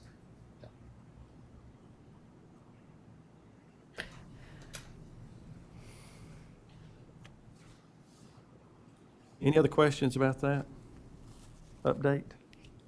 Thank you. Yeah, thank you. Go home. See, I tried to get her to go home the other well. Anyways, I'll tell you that. So, She not are we feeling ready? good. Yes, we're good. Go ahead. Let's move on to the next one. Okay, so next item of discussion, we do have Mr. Burrell here, our Harris Hospital EMS manager, and Mr. Burrell. And his sidekick. Well, I'll let him introduce Toby, however he wants to introduce Toby. Both of them. Good afternoon. My name is Matthew Burl. I'm the manager for Harris CMS. And this is Toby Moore. He is one of the supervisors for Harris CMS. Our other supervisor had planned on coming today, but he was feeling a little under the weather, so he decided it was probably best to stay home, and I tend to agree with him. So I know we have some new members of the board, so just kind of going to give you a little brief summary of us and what we do. So we are Harris CMS. We have provided the 911 service to Jackson County for several years, since January 1st, 1996. We've grown from one 24-hour ambulance and an on-call crew at night to having three 24-hour ambulances, a 12-hour ambulance, and a 12-hour day supervisor in a quick response vehicle. Our response area is basically from Fort Power Plant north. Everything to the south, Little Cashers Rescue Squad covers that area. With the exception of the Cherokee Reservation, the part of Jackson County that's on the reservation, they obviously cover them, we don't. In addition to doing the 911, we also provide interfacility transports from Harris Hospital to tertiary care facilities such as Mission Hospital. If someone needs a service that we don't offer here, we transport those folks there. We operate 3 bases that are spaced throughout our response area. Our base 1 is at Harris Hospital, right across the parking lot there from them. We have a 24-hour ambulance there, a 12-hour ambulance, and the supervisor operates out of there as well. Our base 2 is currently housed at the Jackson County Rescue Squad off of Highway 116. And then our base 3 is on 441 north in Quality Fire District. So we stay busy. Last year we ran 6,708 calls. This year the way things are looking right now, unless something drastic happens, we're gonna surpass that. August of this year we had our busiest month ever with 697 calls. When I started coming to these meetings, we were averaging about 450 calls a month, and so we've grown quite a bit in the past 6 years. 3 away from 700. Yeah. Wow. Yeah, we're constantly on the road. Actually, when Toby and I were coming up here today, we have one ambulance right now that wasn't on call when we walked into the building. So it's big. Can I ask you a question? Absolutely, yes, ma'am. Have you seen, do you think the increase is a lot due to COVID? Partially, we have, we track through COVID calls. We used to have a meeting weekly and then bi-weekly with some other local stakeholders, the health department folks, and we would discuss that. And at the height of it, was our COVID numbers have kind of fell back a little bit, which we're happy for. Yes. But we're still seeing an increased call volume. So I think a lot of it is with COVID, it has impacted it because folks are not as eager to go to the hospital as they once were or go to the doctor. So when folks are calling 911 and going to the ER now, they're sick. They're super sick. They're waiting and then it's too late. Absolutely. And we're seeing a higher acuity of patients than we have in the past. So. Just because they're scared to go to the hospital. Yeah, they don't want to go to the hospital and catch COVID. It's one of the top excuses we hear for a lot of people that don't want to go. So. Well, thank you for clarifying. Oh, yes, ma'am. And I think too, if you look at completely absent of the COVID issue, you just look at the growth trends for population. Yes. I mean, we are a growing county, and so as we grow, the incidents grow. Right. Then also, I think you have to take into consideration with the change in the way healthcare is administered in our nation, and the access to healthcare, with the decrease in the number of physicians and the way people access healthcare, it tends to sometimes place a burden on our local EMS. So I think that's a combination of a long-range, bigger picture in addition to COVID. Absolutely. Absolutely. Can I tag in on that? Yes, sir. I've said this before, but in the 2000 to 2010 census, Jackson County's population grew 25%. In 2010 to 2020, it's grown 7%. Then you can include Western Carolina's student growth. So you got, I dare say, I don't have the exact numbers, but we're looking at a 30% increase in population since you guys were started in '96. I'd say at least 30%. Have we increased our services that with equipment? It sounds like we're keeping up with it to a degree, but I just want to put that kind of in perspective. That population is and it's not going to go backwards. I don't see it for our county. No, sir. Me neither. And that's we do see a difference in call volume too when Western is in session. I mean, there's definitely an increased response to that area. So we feel that. We also work with a number of community partners. Each year, we provide standby coverages for special events, high school football games, college football games, youth sports games. We go out and assist with vaccine clinics. We've assisted the health department with those this year. Really enjoyed that. We actually do now for those folks who are homebound, who are not able to get out. We actually take the vaccines in their home, give them to them in their home. Still currently, I did 2 Friday afternoons. So we really enjoy that and enjoy getting out in the community with folks. We teach several CPR classes. We teach first responder plan ahead to our fire department service area and provide them different types of equipment they may need for the first responder bags. Provide Narcan and narcotic training for overdoses because we saw a good spike in those over the past few years. We provide EpiPens as well and training for those for all the fire departments. We're always looking for ways to improve our care. We're not satisfied with status quo. We're always looking to try to improve our skills to better patient outcomes. We work as a part of the quality team with Harris Regional Hospital. We take our data that we collect, some of it's monthly data, some of it's quarterly data, just depending on what it is and the number of calls we have associated with it. And we provide feedback to the hospital, and then they in turn give us feedback on areas that we could improve. Being part of the hospital has its advantages. We are right there and able to get first-hand information about evidence-based medicine and figure out a way how we can implement that into pre-hospital care to better our patient outcomes. So we try to be efficient. We try to provide the highest quality of patient care that we can.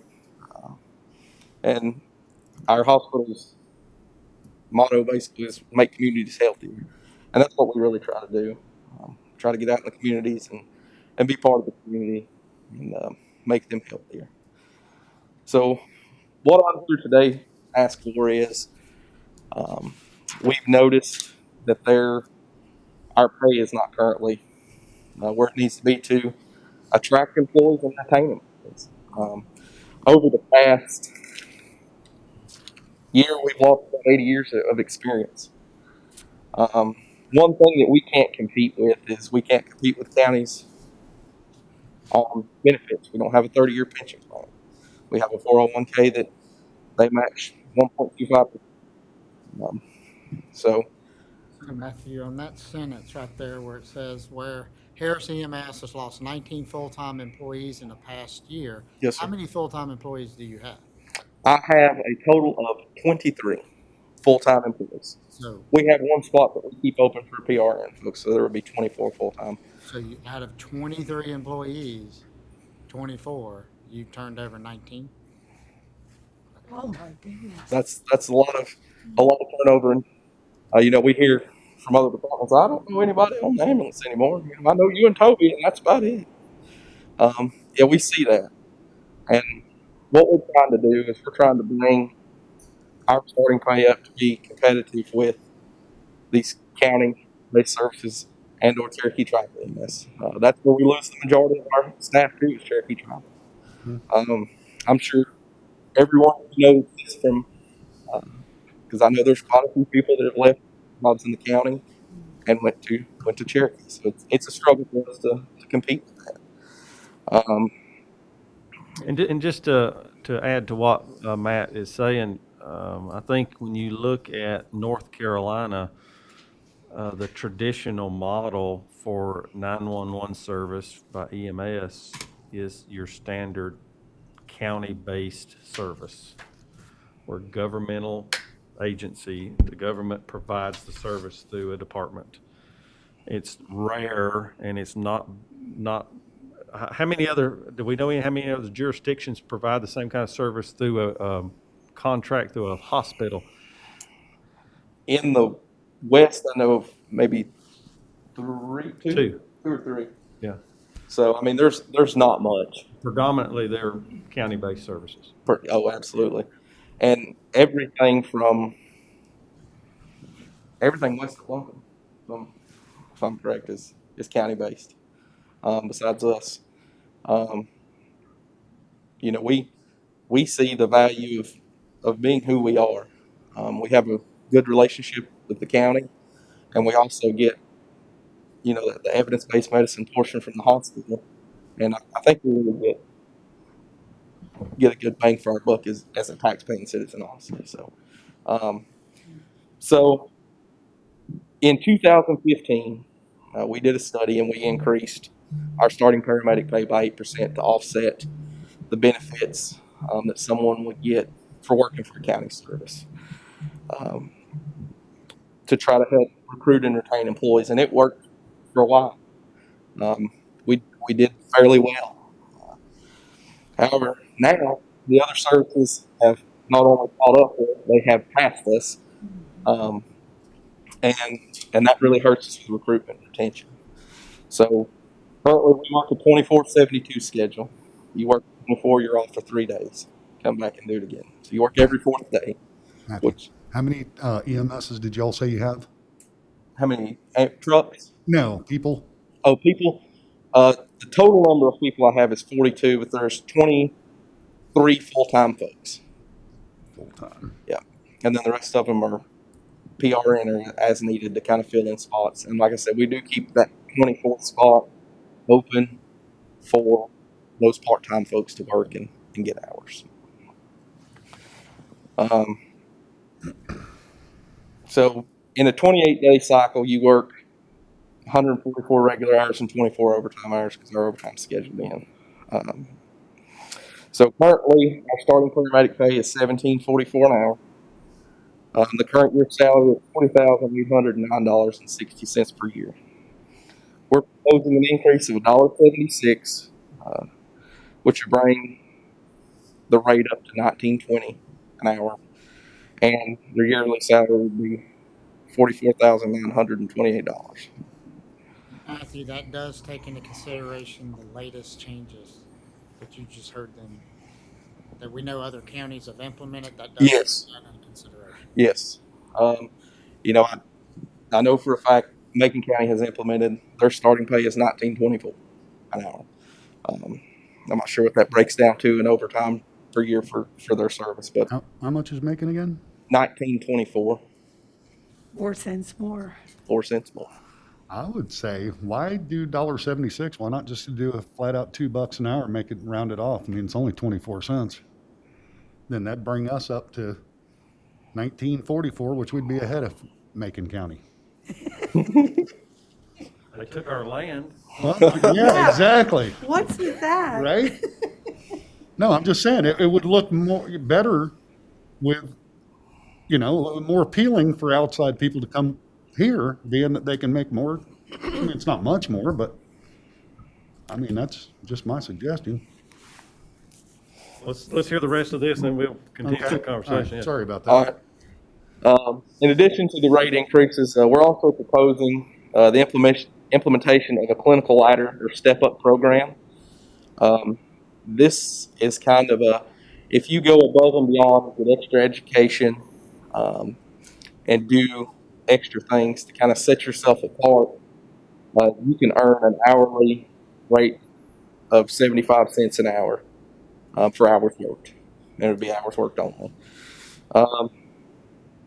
There's the things we're looking at is becoming a state certified OEMS instructor, and or becoming a critical care paramedic, or getting a credential in community paramedic. Those are the three things that we're looking for with that. So the estimated maximum impact of the program would be about $18,515 over the next 2 years. What this does is basically it's a program that gives folks incentive to get more education and more knowledge. This is something that they're not doing in other places that we're aware of. And we got this model from nursing. Nursing has the same thing in there, and it seems to work well and gives people incentives.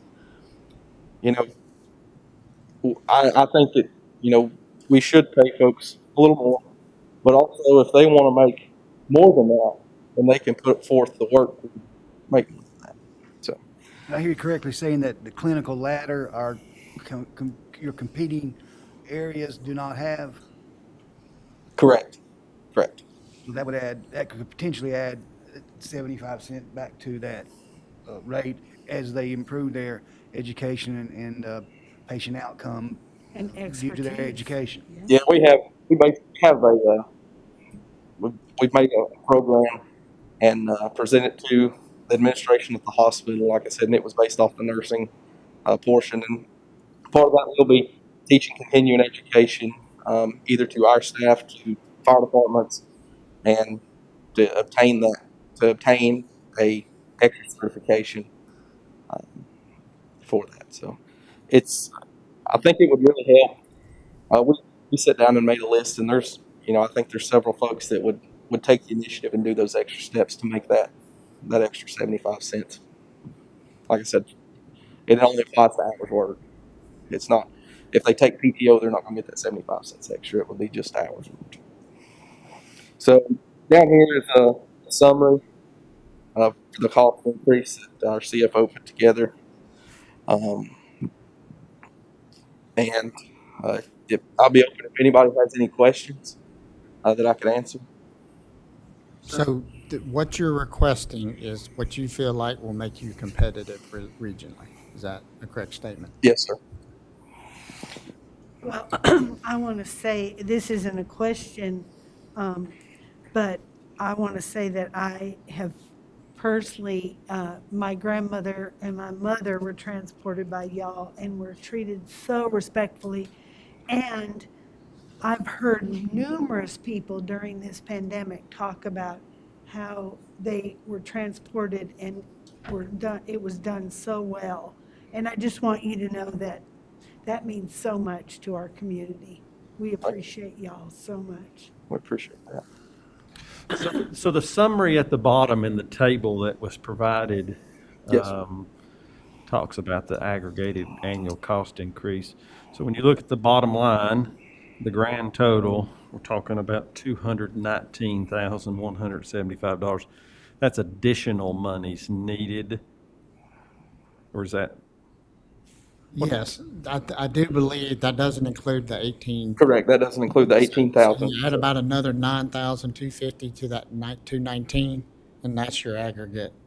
Because that 18,515 is over 2 years, right? 2 years. Oh, Yes, sir. okay. And so it's 219,175 plus 9,250 something, 257. Okay. And so, Don, you might want to talk a little bit about how we pay for EMS service and that contract and how this all plays into this equation. So yeah, let's talk about. So we are in private contract with Harris, and then obviously what we do is we currently pay Harris an annual lump sum amount of monies, and I'll have to go back and look. Do you have that? She'll find the current amount, but I think it's around 1.3 million. But please verify that. We pay an annual lump sum, and within that contract itself, we have what's called we call it a shore up clause at the end of the year, What the hospital does is the hospital bills for their service, and so our 1.3 basically is supposed to cover cost above what their revenues are, all right? And so annually, what Harris does is they go through and they do all their allocated costs, they do what their revenues are, and then ultimately, we do a shore up. And they're guaranteed that amount of money. So what I mean by that is if some reason or another they get less revenues, if they get more expensive, something happens through the year, then we could find ourselves owing more money at the end of the year. But it also works in reverse, meaning if they have a better revenue year, if they have a better year where they don't use as much fuel or other expenses, then they will actually provide us with shore up costs. And we've actually been doing to the better for the last 4 out of the 5 years, and that's something we'll provide information to you on. Now, having said that, the reason we have that, that's the reason Matthew is here, Mr. Burrows here, is because there's also another clause in it that basically states that before they make any major financial decisions, specifically personnel decisions that could impact that shore up, that could impact that annual cost to the county, then they must come back before the board and ultimately have this conversation. So ultimately, if the board, and again, we'll provide the information, Darlene has it. It doesn't cover, has not been covering this 219 plus 9 annually. If the board wishes to move forward with this, they would need to approve this request. And then I would recommend that we ultimately update the contract to include these additional costs. And if that's what you're asking, because I think ultimately we need to make sure we stay realistic so that we don't find ourselves every year really paying more than what we're budgeting annually. And so I do believe if we want to have that conversation, do you have the? I do have the numbers. Yeah. The contract currently is $1,441,703. So 400, I'm sorry, yeah. And the shore up cost, the current for last year for EMS, current year for us is $109,054. The year before that was $153,603. 2019 was $25,551. 2018 was $145,403. And 2017 was $222,337. And all of those are payments to us. So all of those, that to me, that reflects that we have a good amount in the contract that actually covers our costs to where we're not going to the negative to our budget. So I think ultimately if the board chose to move forward with this, I would ask Darlene and she and I would sit down and we would come back. I don't necessarily know if we put the entire additional, 219 plus 9,000 into it, but we would come back and give a recommendation of what we would recommend adjusting that contract. And so the point being that we would approve give authorization for the salary changes and maybe even update the contract, but actual funds expended may not come until sure up time, when we would then determine if there's a deficiency, and then we would have to pay more, and that would come out of contingency or wherever we'd have to take those funds. So it's not like we're asking to come up and hand them the money today to be able to fund this program. So what we would do is we'd probably come in next month to update the contract, and then that may cost us a little bit more this year, but you're correct, it would not be the entire 219,000. Now, this might, this is a lack of knowledge on my part, but if we approve this salary increase and these steps for education and updating their expertise, Harris has to honor that. Is that correct? That's correct. And before we came and presented to the board here, we got approval from the hospital administration prior to. Yes. We won't come until everything's been approved on the hospital side, and then if it's approved there, then we move forward. Okay. So. And that goes back, I just want to make sure. and that goes back to my comments, Commissioner Striblin, about making alterations to this without, because it does have to go before the hospital to be approved as well. Yeah. Thank you. Does that 1.4 million include equipment? Yes, it does. Okay. Do you feel like you have adequate equipment at this point? Yeah, we do have good equipment. We're in a better spot now than we were a few years ago. Okay. That first year when we had the $224,000, we had some high mileage ambulances, and we had to replace 5 at one time. Oh my. So What do those cost? the last 2 we bought last year were just a little more than $276,000 per truck. So what A lot of equipment. So what happens in our contract, so everybody understands, this is part of the shore up conversation. So they're depreciating those ambulances. So when they're calculating how much money either we owe them or they owe us back, that's including costs associated with depreciation of those ambulances. So if everything is done correctly, it should allow them to replace their vehicles when the vehicles are due to be replaced.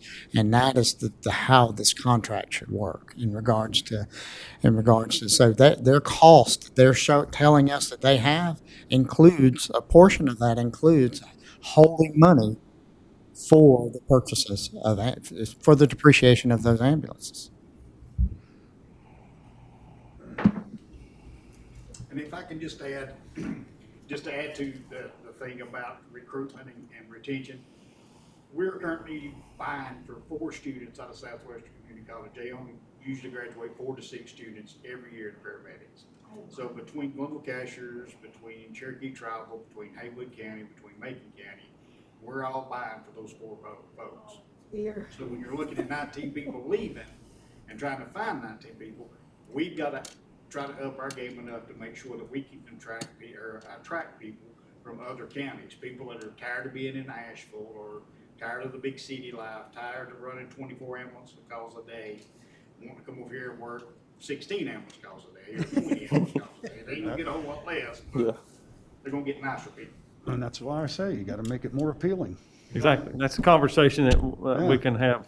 Yeah. Don and Darlene and the staff can work with to finalize these for a presentation. But this is but just so everybody knows, there hadn't been any failure. This is something that Mr. Burrell has gone through with his staff at the hospital about what recruitment. This isn't just a number that came out. They feel that this will help them proceed forward and recruit and retain. And then if it doesn't, then we'll deal with it when it comes. Yeah. Yeah, and where the 1920 starting number came from is based off the pay grade where we started. Like Mr. Adams was talking about, kind of the pay grade study with how the county employees are doing. This is that next pay grade, and that's the start one is 1920, and like I said, Macon County's maybe 1924. And that's because it's on a grade. They fit within their system. Mm-hmm. So they can't go up 4 cents, right? You have to go up whatever the next grade is. Is that basically you have a grade system at the hospital? Yeah. So the G19 I think is the grade that we're sitting on right now, and there's a 1920 is the minimum, and then I can't remember what the min and the max is for those grades. But and one thing that the hospital has done is when someone comes in, if they have experience, they pay for that experience.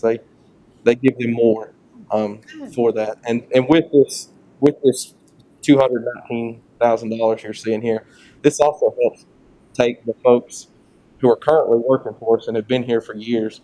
It takes their rate up. It puts them where they should be in the grade. Yeah, we need to. So, Do you have a sign-on bonus type thing incentive or not? there is. The hospital initiated a $3,000 sign-on bonus for paramedics. We've got three, and I think we're getting ready to get a 4th for that sign-on bonus, and that will. I think we have one that's going to be coming full-time. I think December 1st. So. I understand that certain rescue squad first responders, on their time off, they may work for another agency. Yes, sir. Now, and I'm thinking of the Cashers Glenville squad. Mm-hmm. Maybe this will be some information for our meeting if it goes on the agenda to see if this amount is competitive with that hourly amount up in the Cashers Glenville contract. Does that make sense? Yeah, now, yeah, we need to look at their pay, not necessarily the amount that we allocate to them. Yeah, Correct. and so there are many variables that come into play when you're recruiting EMS, and so the EMS pay. Now, I would dare say that if the board proceeds forward with this, then we're going to be having this same conversation also with the Glenville Cashers, the rescue squad. But I also can tell you it doesn't necessarily always match up.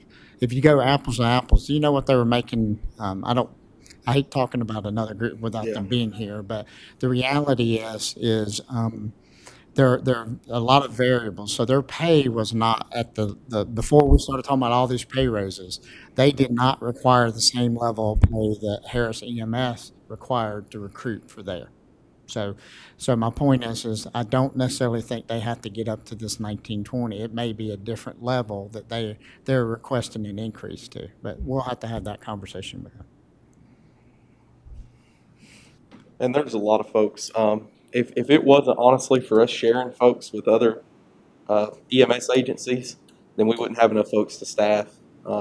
There's a couple of our folks that work full-time here and full-time at Haywood, or we have folks that work full-time here and full-time at Glenville Cashers. Mm-hmm. So, They must be young.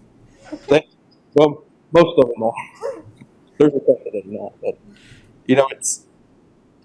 there's a national paramedic shortage, and it's I heard that. it's hard to find folks for The training for the is job. extensive, so, Well, yeah. not just that. People are scared of getting COVID. That's the first place you're going to get it's being in EMS. I mean, I personally want to thank y'all for what y'all do. I mean, that's nothing but courage, pure courage. Thank you. We appreciate that. You've had to broaden your advertisement to go beyond to get more than 4. Yeah. You're looking to a greater area.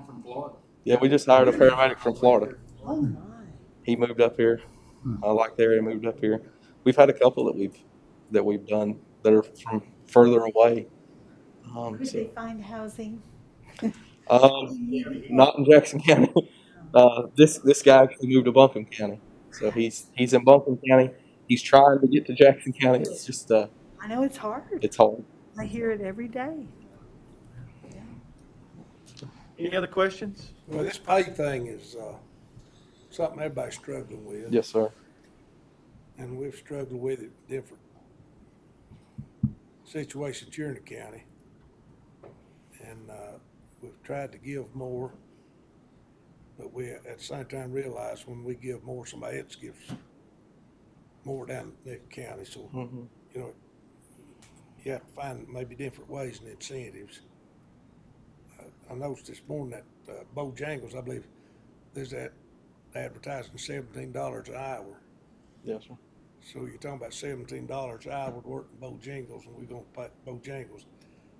And these fellas asking to get $2 more an hour to people that, in my opinion, of all the people in our county, y'all may have the most important job. I really believe that. And my family's called on y'all twice. Well, in the last few days, and it was awesome. Y'all were so professional, so caring. One was a transport and one wasn't, and spent time I just couldn't believe the time it was spent, and checked persons out, and what you did. And I mean, it just amazed me. And so I really, and I know we all do, we really appreciate y'all. And hell, we can't pay you too much, really, but hopefully we'll be able to help y'all. Thank you, sir. And old superintendent I had, he used to say, I always think it's one of the greatest things you ever do as a professional is keep your axe sharpened. And really, that's what you're asking. If you can pay us a little more when these folks go out and sharpen their axe and get more education and update themselves and do things to help them. They do that for us. So hopefully we can, that's an incentive that we can help you with. Thank you very much. I appreciate it. And we have a good group of folks that work up there. The only reason that myself, Toby, or Kyle, any of us are successful in what we do is because of the 40-some people that work with us up there. And if it wasn't for them, then we wouldn't be a whole lot. So Right. we appreciate each and every one of your kind words, and we appreciate your consideration for what we're asking. Thank you. Well, what's the timeline, Mr. Manager?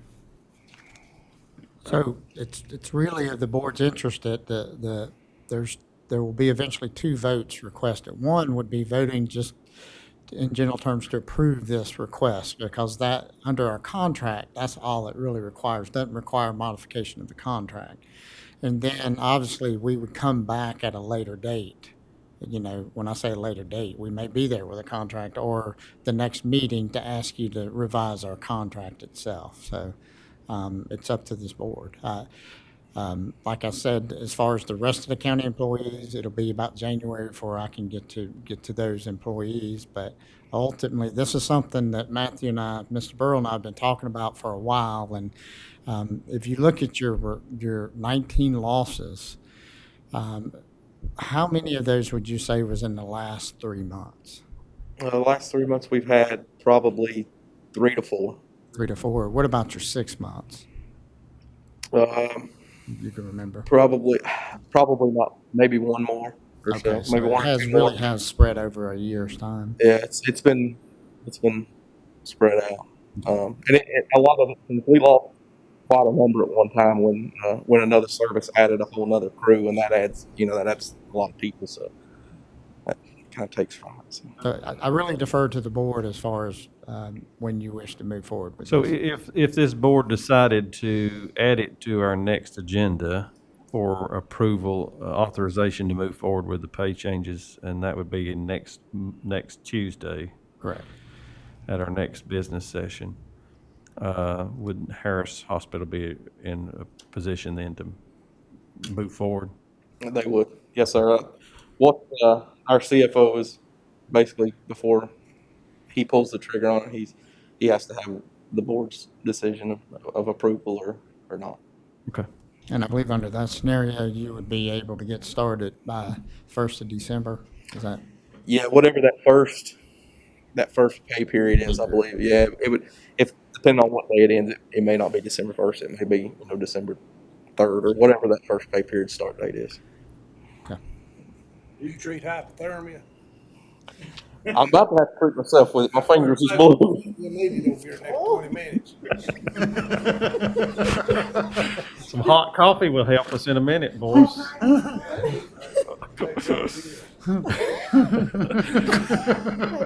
Okay, I think I'm safe to say that I'm interpreting from the board members that we're in favor of moving forward with this approval. We are. Okay. Yes. All right. Well, then we'll place it on our next agenda. Take Okay. action next week. Thank you all. I appreciate y'all. it. Thank you. Thank you. Thank you, Toby. Hey, one thing I do want to comment about you guys, and since we're giving your accolades, is I know we talked a little bit about the pandemic, but I'm going to tell you, these two gentlemen and a couple other, every clinic that was put on by the county, where we're running late hours, we're running weekends, so forth, we appreciate the hospital, because not only were you guys participating in the clinic, you've also been doing the homebound COVID vaccinations and just going above and beyond. So just thanks for that. Really appreciate it. Thank you very much. Yeah, I enjoyed it. thanks. All right, Mr. Manager, do you have any other business? Yes, sir. I do have just one other thing that's not on the agenda. The Cashier's Recreation Master Plan. Just wanted to see if there's any other follow-up that the board would like to have prior to putting it on a regular meeting agenda. Just throwing that out for general comments. Any comments or additional feedback about what we were presented at the last work session? I just feel like, did you feel, I wanted to ask Commissioner Jones, that the change in the pool, eliminating that, as they said on that last plan, was that okay with you and your constituents in that area? Well, based on the attendance of the youth groups, Yes. just general attendance, it's hard to justify that pool having the water table 8 to 10 feet below it. I mean, if they ever emptied it, pool may just pop up, or at least That's what they structurally say. become unsafe Yeah. and unusable. Sure. The other thought, the other caveat was hearing that there is a potential site, and it's somewhere past those two ponds on the other side of the rec center, where a future pool may go if we Okay. so choose to do that. I think the splash pad will be good. Efficient. To get us to that next Okay. level, and I like the plan that we all saw. Good. That's the only question I had. Okay.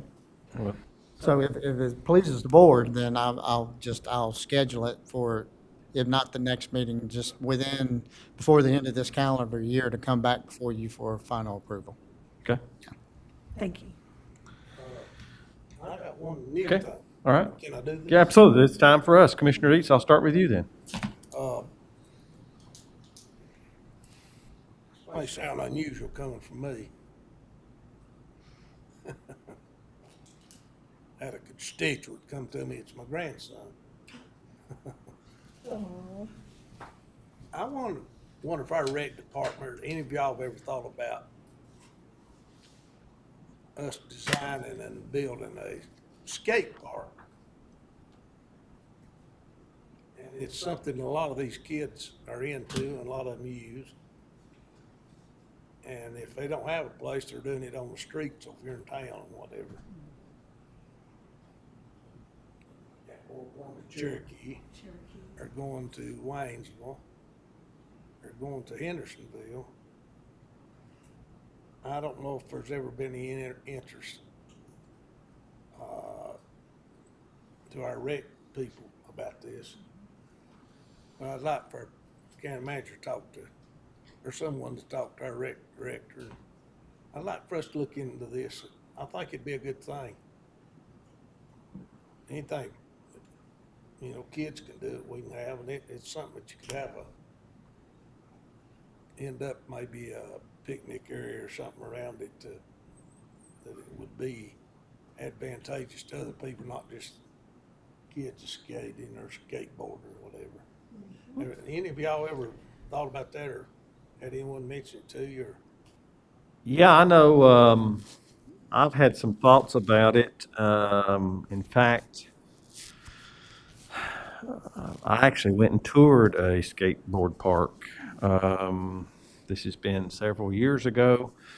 It was an issue that was raised at one of our meetings, and we did have some discussion. I'd be interested to look back and see how that ranked in our recreation master plan.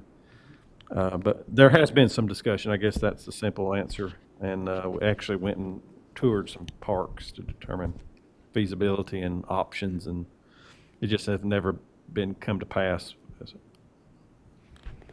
I recall we've had citizens speak to us regarding the need for that multiple times over the years. And I'm in favor of anything that encourages outdoor recreation and participation. I know our bike pads on the Greenway are really being used, and they're great for kids. So this would be another thing. The one in Cherokee is on the back of the river as you're going up towards Sonic Village. It's on the right there if you ever drive down that way. You can. It's not it doesn't look to me like a very complicated thing. Most of it's out of concrete. And the thing that brought my attention more than anything is over right behind the runway of the airport at Iceville. If you go down there, and it's Sunbridge Road, it just goes right under the back of the airport and goes all the way around, catches that road coming back to Inca. That Fanning Bridge? Maybe it's the first one down there. It goes right beside the back of the airstrip. And down there, and I think maybe it's private, to be truthful with you, or it was built with private funds. And it's got a huge thing, and what is that? And there's so many people there, and it was a biking place. And it had jumps and all this stuff. And I mean, there's hundreds of people in there. And not only that, they had a real high building there, and it was climbing walls and stuff for kids of all. And it was being used so much, and even they had some of it covered outside if it raining. It's good. And they had picnic areas and stuff, and I'm sure it's for families that come there and their kids are doing these things, and they picnic at the same time and eat and whatever. But it's something different, but I'd like to look into it. Okay. I'll have staff pull together, just research the history of that, and then just bring information back to the board at a work session. Thank you. Commissioner Woody? Just to, in honor of Veterans Day, remind people the parade is Thursday, and there is a Veterans Appreciation Dinner, and so that's tonight, and we just are so thankful for all our veterans. Okay. Commissioner Jones, any additional Nothing at this time. considerations? No, sir. Commissioner Striblin? No, sir. What about schedule? Is this a good time to talk about meeting schedules looking forward? I know sometimes in December we change our meeting schedule because of the holiday season and with all that's going on. I think if the board's comfortable with understanding that the salary discussion may be driven into January, then yes, that's the only what I would consider pressing timing issue. But I couldn't tell you that we would be ready in December either. So, yes, the board has looked at sometimes that third meeting. Mm-hmm. Well, that is the week of, the third week, the 21st would be that meeting. I know a lot of folks travel during that holiday week, so let's just give some thought. I guess we can make that determination as we get down closer to December, but that would mean if we need to have a business session, approve whatever we need to approve for the end of the month on the 14th, potentially. Yes. Have an actual work session / actual session to vote also. Yeah. Have a work session and then followed immediately by a business session. Yes, sir. If necessary. Okay. I didn't have anything else. Anything else from staff? No, sir. Okay. Well, we'll have a motion to adjourn. So move. Or a second? Second. All in favor say aye. Aye. Okay, thank y'all. Thank you. Thank you very much.